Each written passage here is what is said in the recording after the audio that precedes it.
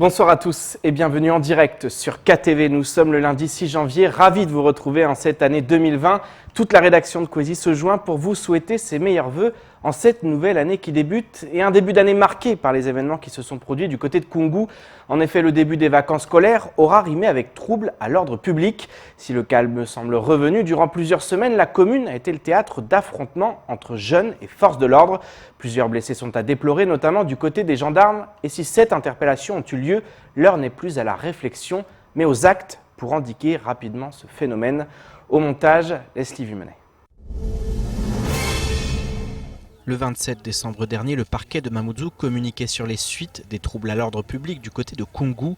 Après des jours de chaos, 7 individus ont été interpellés, 4 mineurs et 3 majeurs. 2 d'entre eux ont été condamnés à de la prison ferme. Pour Issa Abdou, vice-président du conseil départemental en charge du social, il est grand temps d'apporter de nouvelles réponses. On a été là, contrairement à ce qu'on a pu dire ici ou là. La convention que nous avons signée avec les cadis et la commune de Tsingoni participe pleinement à cet élan-là. Nous avons également un outil formidable qui est la prévention spécialisée, qui vise à sortir les jeunes de la rue. Et vous me donnez une autre occasion de dire que, au fond, moi je constate l'expression là d'une jeunesse qui est en perte de repère. Je constate là une jeunesse qui ne va pas bien, c'est le moins qu'on puisse dire. Alors qu'est-ce qu'on fait une fois qu'on a dit cela? Parce que c'est bien de faire le constat, mais il faut apporter des réponses. Moi, je suis de ceux qui pensent qu'il faut 2 choses. Il faut à la fois de la répression, parce qu'il faut apporter des réponses immédiates à ce phénomène, mais il faut aussi s'attaquer aux origines des maux. Pour le conseiller départemental de Dembéni, la répression passe par la modification de l'ordonnance de 1945 sur les mineurs qui n'est pas adaptée aux réalités du territoire. Un mineur qui commet un crime, ce n'est pas un mineur, c'est un délinquant. Il faut appeler les choses par leur nom. Mais il faut commencer par ça.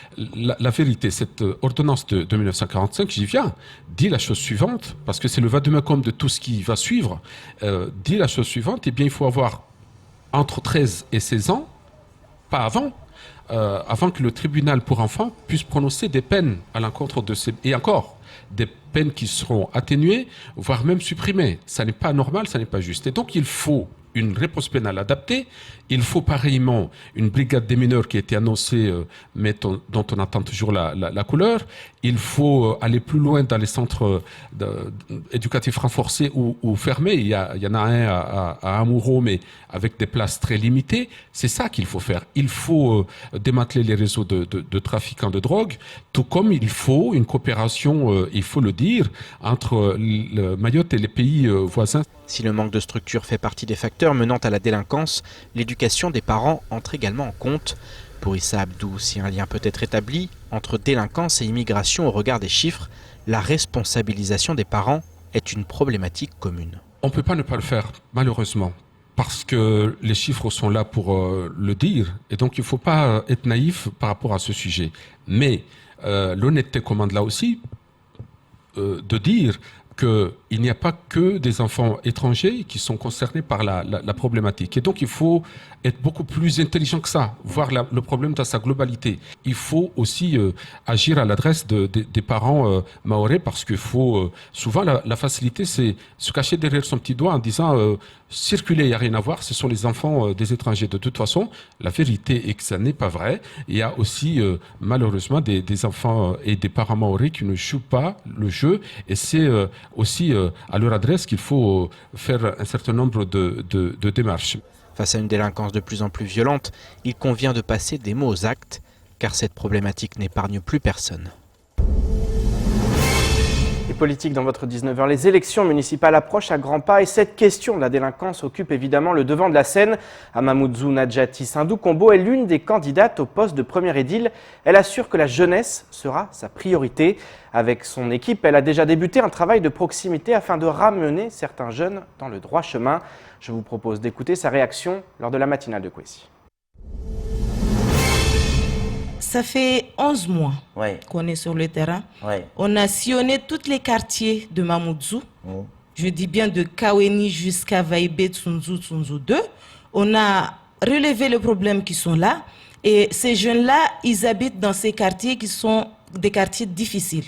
Donc, nous, on a mis en place une commission déjà dès maintenant qui s'occupe de ces jeunes, parce que nous, quand on rentre dans ces quartiers et qu'on les appelle, ils viennent nous écouter. Ouais. Parce que ces jeunes-là, ils ne demandent pas le ciel, hein.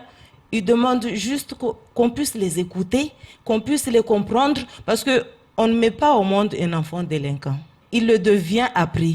Mais il faudrait se demander pourquoi ce jeune-là est devenu délinquant. Aujourd'hui, nous, on a fait l'état des lieux.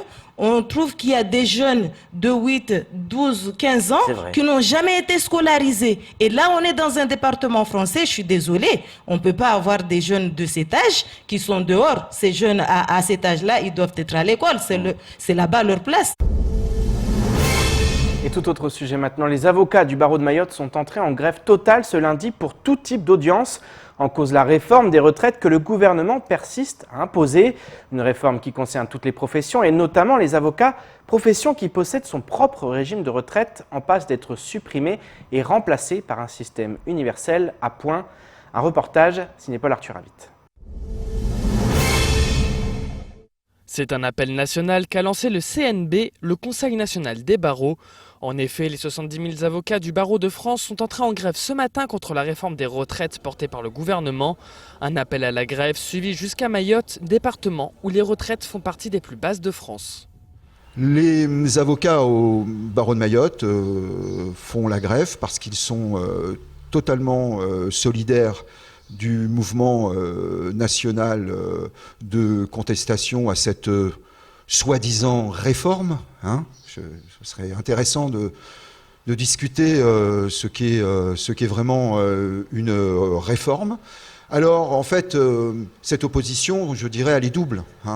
Elle est d'abord par rapport à notre profession d'avocat, parce que, si vous voulez, la caractéristique de la profession d'avocat, c'est que nous avons notre propre caisse de retraite. Une caisse de retraite pour les avocats gérée par les avocats. Malgré tout, le régime des avocats donne près de 100 millions d'euros par an à la caisse des retraites générales. Une somme dont les avocats ne touchent pas un centime à la retraite. Un système de retraite en place depuis plusieurs décennies. Nous sommes profondément attachés à notre système de protection sociale que nous tenons de la libération de la France en 1945. Que nous devons au général de Gaulle, que nous devons au Conseil national de la résistance, et que là, sur injonction de l'Union européenne et de la Commission qui impose de vouloir modifier, qui impose l'unification des régimes de retraite en France, on est en train de casser un système qui marche. Parce que le problème, c'est qu'actuellement, les retraites ne posent aucun problème. C'est pas les retraites qui sont en train de faire que le bateau France prend l'eau. En effet, depuis plusieurs années, le gouvernement met la faute sur les retraites et l'assurance maladie pour expliquer les déficits de l'État. Pour les avocats, les discussions sur l'avenir de leur système de retraite sont en cours au Parlement. Il va falloir attendre la fin des allers-retours de la navette parlementaire qui peuvent prendre plusieurs mois pour connaître le fin mot de l'histoire. Il est temps de faire le tour du reste de l'actualité locale avec notamment la création de la direction territoriale de la police nationale ou encore la restructuration du SIAM devenu SMEAM. Au montage, Leslie Vimenet. L'association Arter Mayotte, engagée dans la recherche et la promotion des matériaux de construction locaux et notamment dans un projet de relance de la filière, la brique de terre comprimée, organise son assemblée générale le jeudi 23 janvier à 15h30 dans la salle de conférence de la CADEMA. Objectif, réfléchir et agir ensemble à la réalisation des potentiels désormais ouverts par la réglementation obtenue à TEX, la réglementation professionnelle qui va être entamée dans quelques semaines et surtout la programmation mahoraise, rectorat, CIM, collectivité, qui devrait permettre rapidement la mise en œuvre de briques pour un total annuel de 1,2 million de blocs. Les enjeux sont nombreux, ressources des matériaux, production, formation et encadrement, contrôle qualité, promotion et communication, sans oublier les moyens mobilisables. L'association assure avoir entamé des travaux ciblant ces problématiques avec l'organisation de tables rondes à thème. Le 2 janvier dernier, le commissariat de Mamoudzou a accueilli une cérémonie visant à acter la naissance de la direction territoriale de la police nationale. Le commissaire divisionnaire Jean-Marie Cavier, ex-commandant de la DEPAF de Mayotte, prend la tête de cette structure unique. Cette restructuration entre dans le cadre de la nouvelle réforme et concerne également la Guyane et la Nouvelle-Calédonie. En tout, ce sont 5 services, police judiciaire, police aux frontières, sécurité publique, service des renseignements et service du recrutement et de la formation qui sont réunis en une seule et même entité composée de 700 fonctionnaires sous la responsabilité de Jean-Marie Cavier. A noter que si les syndicats continuent de réclamer davantage de moyens, ils ont unanimement salué ce regroupement qui vise à renforcer les missions des forces de police à Mayotte. Au cœur de l'actualité depuis plusieurs semaines, le syndicat intercommunal d'eau et d'assainissement de Mayotte, le SIAM, est devenu le syndicat mixte d'eau et d'assainissement de Mayotte, SMEAM. Une délibération du comité syndical datant du 14 décembre dernier a permis d'acter ce changement de statut induit par la loi NOTRe. En effet, depuis le 1er janvier 2020, les communes doivent transférer les compétences eau potable et assainissement aux communautés de communes et communautés d'agglomération. Néanmoins, le texte donne la possibilité aux collectivités de reporter ce transfert au 1er janvier 2026. Un report qui a été réclamé par plusieurs communes de l'île. De son côté, la CADEMA a fait son entrée au syndicat, le faisant devenir un syndicat mixte. Les compétences, quant à elles, restent les mêmes. L'enquête de cadre de vie et de sécurité réalisée chaque année en métropole depuis 2007 débute cette année et pour la première fois à Mayotte. Ces résultats sont fortement attendus. Ils révéleront la perception des habitants sur la qualité de leur environnement et leur sécurité. Alors comment l'enquête sera-t-elle menée sur le territoire? Quels en seront les points fondamentaux? Les réponses avec Marion Tellier.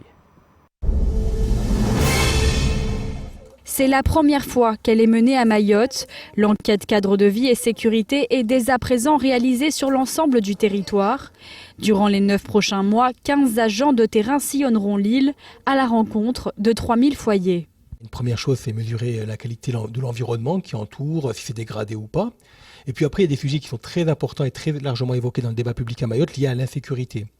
Et typiquement, on va demander à la population quel est son sentiment, quel est son ressenti sur l'insécurité qu'elle vit autour de son territoire. L'enquête permettra d'éclairer un autre point fondamental, l'ampleur des actes de délinquance n'ayant pas fait l'objet de dépôt de plainte. Le recueil administratif de la délinquance est insuffisant pour mesurer l'ensemble de la délinquance.